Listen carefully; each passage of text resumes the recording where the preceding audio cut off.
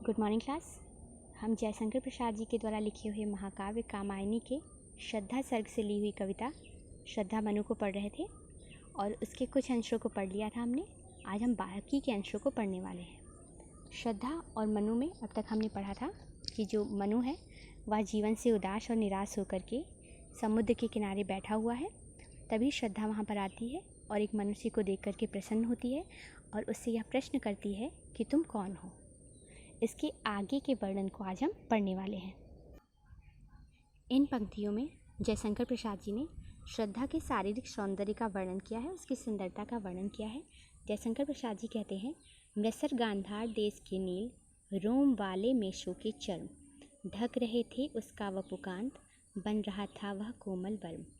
मृषर अर्थात कोमल, गांधार देश के नील रोम वाले अर्थात नीले रोए वाले, मेषों के चर्म अर्थात भेड़ों के चमड़े से श्रद्धा ने जो वस्त्र पहन रखे थे वो कोमल और गांधार देश में पाई जाने वाली भेड़ों के नीले रोए वाले चमड़े से बने थे। अर्थात जो उसने वस्त्र धारण कर रखे थे वो नीले रंग के थे।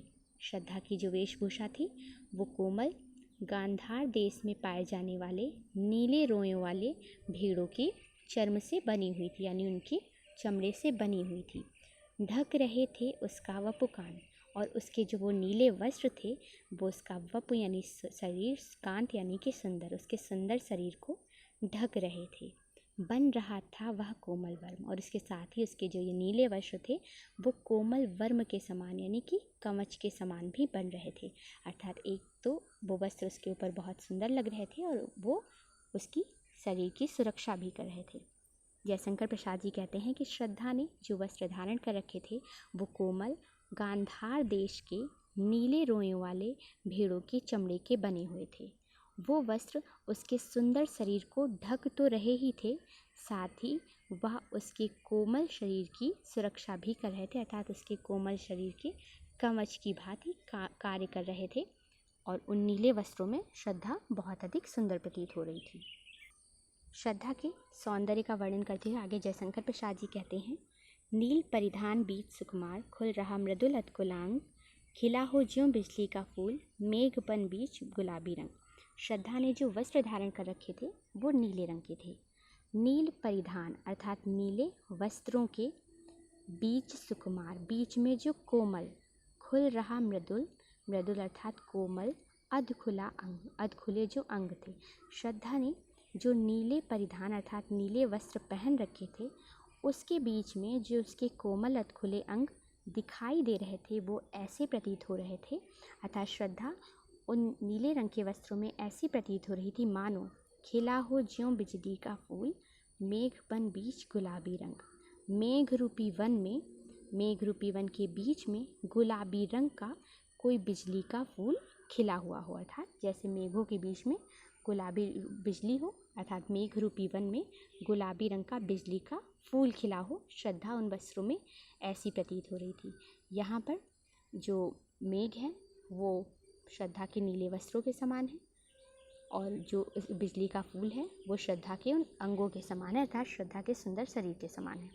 जयशंकर प्रसाद जी कहते हैं, नीले परिधानों के बीच में श्रद्धा के जो कोमल अधखुले अंग थे वो ऐसे प्रतीत हो रहे थे मानो बादलों रूपी वन यानी जंगल के बीच में गुलाबी रंग का बिजली का कोई पुष्प खिला हुआ हो। अर्थात श्रद्धा उन वस्त्रों के बीच में अत्यधिक सुंदर लग रही थी। ओह वह मुख पश्चिम के व्योम, बीच जब घिरते हों घनश्याम, अरुण रवि मंडल उनको भेद, दिखाई देता हो घनश्याम। ओह वह मुख, उसके बाद में श्रद्धा के मुख की सुंदरता का वर्णन करते हैं जयशंकर प्रसाद कहते हैं कि वह मुख अर्थात श्रद्धा का मुख ऐसा था, पश्चिम के व्योम बीच जब घिरते हों घनश्याम, घनश्याम अर्थात काले बादल। ऐसा लग रहा था कि मानो व्योम को, पश्चिम के व्योम अर्थात संध्या के समय आसमान को, व्योम अर्थात आकाश को, घनश्याम अर्थात बादलों ने घिरते हों अर्थात घेर लिया हो। श्रद्धा का जो मुख था वो ऐसा प्रतीत हो रहा था कि मानो संध्या के समय आसमान को बादलों ने घेर लिया हो। अरुण रविमंडल उनको भेद, दिखाई देता हो छविधाम, और रविमंडल अर्थात सूर्य की जो अरुण अर्थात जो किरणें हैं उनका समूह उन बादलों के बीच में से छविधाम अर्थात सुंदर चमकता हुआ दिखाई दे रहा हो। अर्थात संध्या के समय आसमान को बादलों ने घेर लिया है, आसमान पर बादल छा गए हैं और उस समय भी जो सूर्य की किरणें हैं उस बादलों के बीच में से निकलकर दिखाई दे रही हैं। ऐसा ही कुछ श्रद्धा उन नीले वस्त्रों में प्रतीत हो रही थी। श्रद्धा का जो मुख था उन नीले वस्त्रों के बीच में ऐसा ही लग रहा था मानो बादलों से घिरा हुआ सूर्य या बादलों से घिरी हुई सूर्य की किरणें चमक रही हों। जयशंकर प्रसाद कहते हैं कि जो श्रद्धा का मुख था वह ऐसा प्रतीत हो रहा था, उन नीले वस्त्रों में श्रद्धा का मुख ऐसे लग रहा था मानो पश्चिम के समय आसमान को बादलों ने घेर लिया हो और उन बादलों के बीच में से सूर्य की जो किरणें हैं वो दिखाई दे रही हों। घिर रहे थे घुंघराले बाल अंश अवलंबित मुख के पास, नील घन शावक से सुकुमार सुधा भरने को विधु के पास।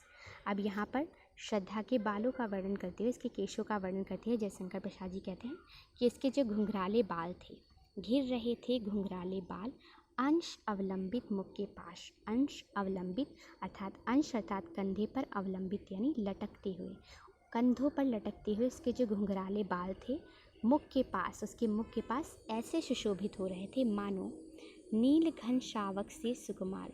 नीले घन शावक अर्थात नीले बादलों रूपी, नीले बादलों के जो शावक अर्थात छोटे छोटे से बच्चे हैं वो सुधा भरने को विधु के पास, सुधा अर्थात अमृत को भरने के लिए विधु अर्थात चंद्रमा के पास में आ रहे हों। अर्थात जो श्रद्धा है उसके बाल जो हैं वो काले रंग के हैं, तो उन काले बादलों की तुलना यहाँ पर नीले बादलों के छोटे छोटे बच्चों से की गई है और जो श्रद्धा का मुख है वो चंद्रमा के समान बताया गया है। तो यहाँ पर जयशंकर प्रसाद जी कहते हैं कि जो श्रद्धा के कंधों पर लटकते हुए घुंघराले बाल थे वो उसके मुख के पास ऐसे घिर रहे थे यानी ऐसे प्रतीत हो रहे थे मानो नीले बादलों के छोटे छोटे से बच्चे, शावक यानी छोटे छोटे से सुकुमार यानी कोमल बच्चे अमृत भरने के लिए चंद्रमा के पास आ रहे हों। अर्थात उसका जो मुख था वह चंद्रमा के समान और जो उसके बादल थे वो बादलों के समान प्रतीत हो रहे थे। और उस मुख पर वह मुस्कान रक्त किसलय पर ले विश्राम, अरुण की एक किरण अम्लान अधिक अलसाई हो अभिराम। और जो श्रद्धा के मुख पर एक मंद मुस्कान थी उसे देखकर ऐसा लग रहा था, और उस मुख पर वह मुस्कान, श्रद्धा के मुख पर वो मुस्कान, जो मंद मुस्कान उसने धारण कर रखी थी वो ऐसी लग रही थी कि मानो रक्त किसलय पर ले विश्राम। रक्त किसलय, रक्त अर्थात लाल, किसलय अर्थात कोपलों पर। कोपल जो पेड़ों में नए नए से पत्ते निकलते हैं जो लाल रंग के और अत्यंत कोमल होते हैं उन्हें कहते हैं किसलय या फिर कोपल। तो ऐसा लग रहा था कि लाल लाल कोपलों पर अरुण की एक किरण अम्लान, अरुण अर्थात प्रातःकालीन सूर्य की एक किरण अधिक अलसाई हो अभिराम। अधिक अलसाई यानी आलस्य से युक्त होकर थक करके वहाँ पर विश्राम कर रही हो। अभिराम यानी कि सुंदर सी जो किरण है वह वहाँ पर विश्राम कर रही हो। जयशंकर प्रसाद जी कहते हैं कि उसके मुख पर जो वह मंद मुस्कान थी वह ऐसी प्रतीत हो रही थी कि मानो लाल किसलय पर प्रातःकालीन सूर्य की एक किरण थक करके विश्राम कर रही हो। अर्थात ऐसा लग रहा था कि किसी किसलय पर जो सूर्य की किरण है वो पड़ रही है, उसी प्रकार से उसके मुख पर वो मुस्कान सुशोभित हो रही थी। जयशंकर प्रसाद जी कहते हैं कि श्रद्धा के मुख पर मंद मुस्कान ऐसे लग रही थी कि मानो लाल रंग की कोपलों पर प्रातःकालीन सूर्य की एक किरण थक करके विश्राम कर रही हो। कहा मनु ने नभ धरणी बीच, बना जीवन रहस्य निरुपाय। एक उल्का सा जलता भ्रांत, सूर्य में फिरता हूँ, शून्य में फिरता हूँ असहाय। श्रद्धा उससे प्रश्न करती है कि तुम कौन हो, तो उसका उत्तर देते हुए मनु से कहता है कहा मनु ने। अर्थात श्रद्धा को देखने के बाद में मनु ने कहा नभ धरणी बीच, नभ अर्थात आसमान, धरणी अर्थात धरती के बीच में, आसमान और धरती के बीच में बना जीवन रहस्य निरुपाय।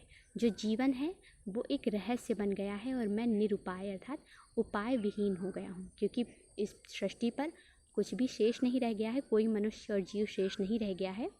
तो अब इस पृथ्वी और आसमान के बीच में जो जीवन का रहस्य है उसके बीच में उस रहस्य को खोजने में मैं निरुपाय अर्थात उपाय विहीन हो गया हूँ।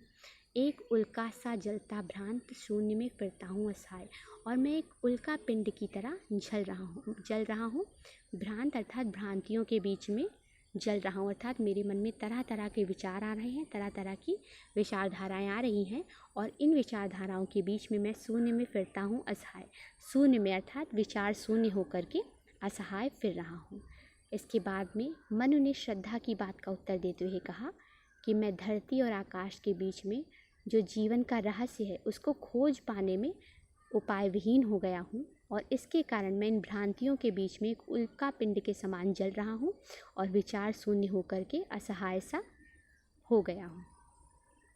यहाँ पर जो मनु है वो जीवन के प्रति अपनी निराशा को व्यक्त करता है और इसके साथ ही वह विचार शून्य, स्वयं को विचार शून्य बताता है, अर्थात अब इस जीवन का क्या होगा, अब इस सृष्टि का क्या होगा, इसके सामने एक बहुत बड़ा प्रश्न है।